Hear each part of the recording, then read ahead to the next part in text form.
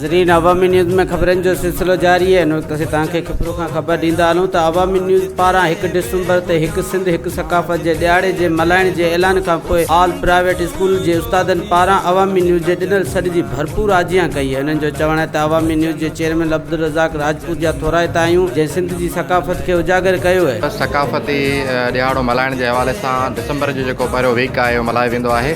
इन मल्हाइण जे हवाले सां असां खिपरो मां असांजो सीनियर सहाफ़ी दोस्त आहे असां अब्दुल रज़ाक राजपूत साहब अवामी न्यूज़ जो चेयरमैन आहे। असां उनखे जस्ट पेश कयूं था जो हर साल वधि खां वधि बहितर नमूने सां जेको आहे सो उनखे कवरेज ॾेई करे ऐं इनखे अॻिते आणे पियो।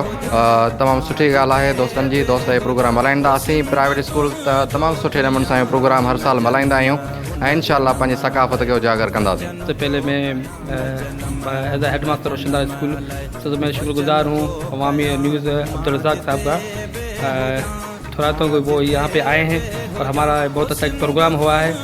सिंध और सक़ाफ़त के हिसाब से एक प्रोग्राम हमने किया है। इसका मकसद है कि सक़ाफ़त को हमने आगे बढ़ाना है और अपने बच्चों में आगे बढ़ाना है और तालीम को भी आगे बढ़ाना है, क्योंकि तालीम ही वह ज़रिया है जिसकी मदद से हम सक़ाफ़त को एक नस्ल से दूसरी नस्ल तक ले जा सकते हैं। तो ये दिन हमारे लिए खुशी का एक दिन है और इसको बखूबी अच्छी तरीके से हमने इसको सेलिब्रेट किया है। वधीक ख़बरनि ऐं तफ़सील जे लाइ विज़िट कयो असांजी वेबसाइट awamiNewsHD.com ऐं ॾिसंदा रहो अवामी न्यूज़ HD।